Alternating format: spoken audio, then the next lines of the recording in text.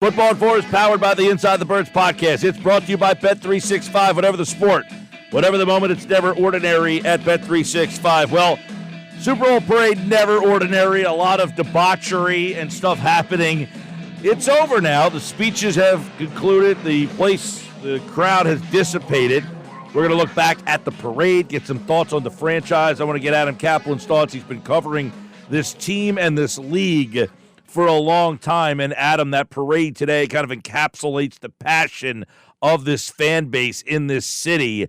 And, it really, the Eagles weren't the Eagles always. I mean, it wasn't really until Jeffrey Lurie kind of took over this team from Norman Brayman and kind of put them on the path that they have now become a fan base that is just so connected to this city with this team. It is, Mike, good to be with you. Yeah, so really when Jeffrey Lurie and Joe Banner came in, lifelong friends, and 30 years ago in 1994, they had a plan. They didn't know much about football. They were trying to figure it out. They commissioned some studies on how to do things, and one of the first things they got right is that they understood that the greatest teams in the National Football League, it all started up front. Offensive, defensive lines. I've talked to Jeffrey about it. I've talked to Joe about it. And they studied the great 49er teams with Bill Walsh, and they actually kind of tried to mirror themselves off of them. And it's funny because they would wind up making the trade with the 49ers to get Terrell Owens, ironically. But to move this along, Mike, they've done it the right way. Howie Roseman is the NFL's best general manager. Really, he's been the best general manager since 2021. It's funny because Dave Spadaro, the MC, said it very well. I mean, he's nailed these drafts. I mean, he is right now one of the best drafters. He's the best general manager, and he's the architect of all this. Adam, can you believe you're saying that? No, I can't. It's just funny. We have a Patreon group, and I actually said this last night in our live stream that, look, if we want to be honest here, and we always try to be honest here on Inside the Birds. Prior to 21, Howie was a below-average drafter, probably bottom 10, bottom 7. And I would love to, what I said last night was, and I'll repeat with you, is I'd love to know what happened. You know what he stopped doing? He stopped drafting, Mike, for need, and he went with the best player available at the position of need. There's a major difference between the two. Because what he would do, he used to frame everything. Okay, 2019, we're going to draft. We're going to draft Jason Peters' replacement, Andre Dillard. Okay, bust. This is a COVID time, but they missed on that one. 2020 was a terrible draft. They were going to draft speed, so they drafted Jalen Reagor over a player. By the way, Mike, this is where Howie knew he had to do a better job. He drafted Jalen Reagor over Justin Jefferson. Well, why was that? We know that was a mistake, but Justin Jefferson was higher on the draft board. Like that, he's not doing that anymore. And then every once in a while, he may have a disagreement. We know that Tom Donahoe won, Mike. You might remember that one.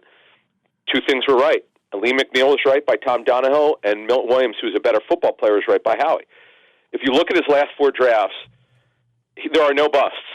In fact, Jordan Davis-Lease has contributed. In fact, he's played a lot better late in the season. So, Mike, to move this along, when you have the best general manager in the NFL the last probably 20 years in free agency, Howie's always been the king of free agency. Now that he's a master at the draft, you have the best general manager. Right, you have the best general manager, but this is where we tie Lurie and them together because one of the things, Joe Burrow famously said a couple of days ago, he said the Eagles can do it, but one of the reasons the Eagles can do it, Adam, is Mr. Lurie is willing to spend that money up front. He'll give you the signing bonus. Here's your $9 million today so that we can kick the can down the road. Mike Brown isn't giving you $9 million on February 14th. He wants to pay you in your paycheck every single week. So Lurie's willingness to give you that signing bonus up front allows them to really manipulate the cap and do things that some owners just don't want to do. True, Mike, that's half of it. The other half is he allowed Howie to figure it out. When other owners would have fired Howie after the 2020 season, Jeffrey emboldened him to keep swinging, just get it right. And he didn't fire Howie, he fired Doug Peterson. Let's not forget about that. And Jeffrey had Howie's back. And you have to give Jeffrey credit. A lot of owners would have moved on from Howie. He did not, and he was richly rewarded, and so were the fans. So, and the other thing is, as we move this along, Mike, look at we talked a little bit about this Tuesday, and we'll expand on it a little bit more. Even if, and I don't think this will happen, but let's say Milt Williams, Josh Sweat, and Zach Bond walked, this is still a playoff roster, Mike. This is a really good roster. The core of this roster under contract is outstanding. And then, obviously, if you lose guys, you have the draft and free agency trades and so forth. So Howie's done a phenomenal job of setting this thing up for the long term. We all have to understand that. He's done that. That's really, not only has he signed the right players to extensions, and they've done a number of them, he's drafted so well lately, Mike. They're set up very well for the future. Yeah, and that's an interesting point you bring up because everywhere that you look on this roster, the starting 22, they didn't have a weakness on the field the whole year. I mean, you look at the Chiefs; they're 15-2. But once they finally got to that big game, Adam, he had a weakness at left guard, which also caused a weakness at left tackle. They had some weaknesses on the field. Their receiving core is not all that deep. The Eagles just did not have a weakness. By the time you got to the end, there's not one spot on that field where you questioned. Right, so let's look at this, Mike. Okay, so Mekhi Becton leaves in a couple games. They put in Tyler Steen. I know Tyler Steen wasn't great. He had some really good tapes, some not so great, but he will probably replace Becton. You got Fred Johnson, who not a lot of people knew about. Who Fred was very honest about his career. He had some struggles, and he turned out to be a pretty good backup left or right tackle. Didn't know that until he had to play. Then you have a situation where Brandon Graham suffers a torn triceps. Then you've got Bryce Huff, who winds up having ligament surgery for his wrist. Also, wasn't playing well. Jalix Hunt, who was not supposed to play this season, that's an absolute fact. They had no plans to play him. Mike, he is so good right now. He has made a big jump. Moro Jomo, 97. Who knew, a seventh-round pick last year? Mike, very quietly, he had a good season. Thomas Booker, limited snaps, very good season. Burks, 42, had to fill in for Nakobe Dean. Finished the season extremely well. Isaiah Rodgers didn't play football last year, suspended. Did an excellent job as the third corner. I mean, I could go on and on and on here, Mike. Let's not forget, it's not just the starting 22, it's also the backups. Well, and that's where we talk about the depth that they have added to this team through the draft. And then, as you mentioned, if, in fact, Josh Sweat has to go, Jalix Hunt maybe replaces him. If Milton Williams leaves, maybe Moro Jomo gets those snaps. If Mekhi Becton gets signed, Tyler Steen steps into that spot. The one guy would be Bond if he leaves. Burks is also a free agent. Dean will probably not be ready, most likely won't be ready to start the season. He might be the one guy that you have to figure out a way to bring back. Yeah, it's going to be tough. I mean, it's not going to be easy to bring everybody back, but the Bond one, boy, he sure sounds like he wants to be back. He's so appreciative of being an Eagle. A guy was just a young journeyman in a way. We never really had a home with the Saints. They never could figure out what to do with him. He was just a backup and played a position he never played before and turned out to be the best player at his position in the National Football League. Coaching matters. It's the other thing we want to mention, Mike, here as we move on. Is the coaching, and Jeff and I were talking about this. Jeff Mosher and I were talking about this the other day. I can't remember a time that I've covered this team. I can't speak for Jeff, but I can speak for myself because I brought it up to him.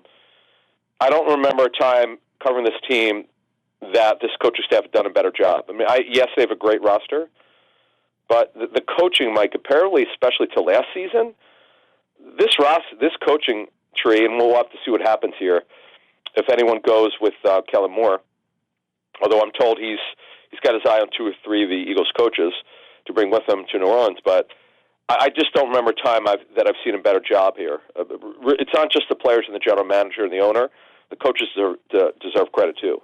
Yeah, no doubt. And obviously, I thought Sirianni very subdued today. Not a very boisterous Nick Sirianni, not pounding the chest, not puffing the chest out at all. Very subdued. And I was a little surprised by the fact that Nick had his chance to maybe gloat a little bit and did not take it. But you did hear a lot of the players make references to Nick and how important he was to this. And it goes to show the ups and downs of the season where Nick was highlighted a lot in this year of whether or not, he was the right guy and could they win with him. I think those questions got answered. I thought today he might have taken that opportunity to try to win the fans over, but he did not go that way.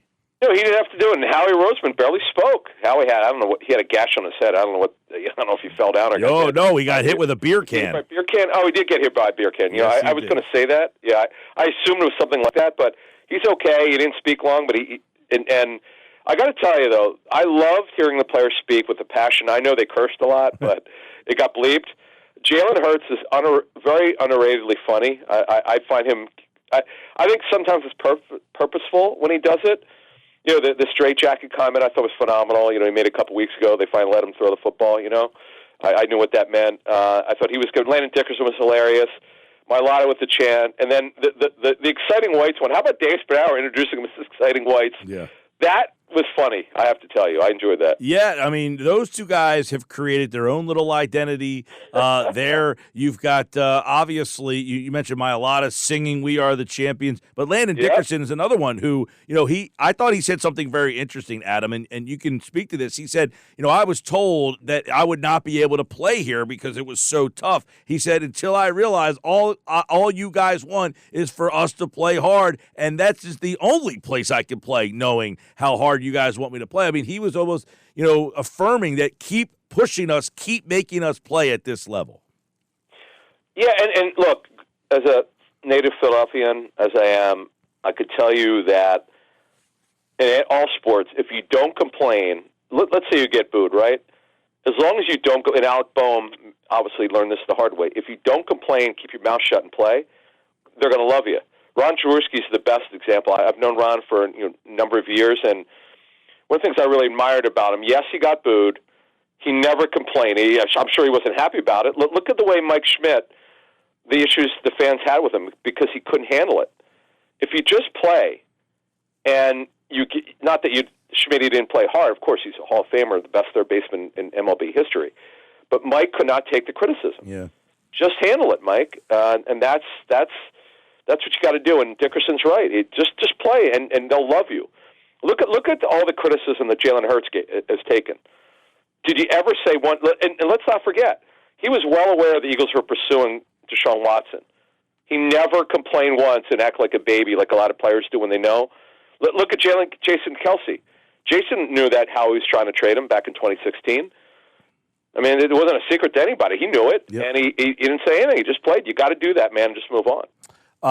Lane Johnson saying at the end, I thought this was interesting, hopefully many more. So how much longer is Lane going to play? That's number one. Chauncey Gardner-Johnson admitting when he left in 22 that he was in tears, that he never wanted to leave here, but he thought, coming back here was the greatest thing ever. So I thought there was a lot of fun, interesting moments throughout the parade today. I will make a bold prediction for you, Adam Caplan, and you can comment on it.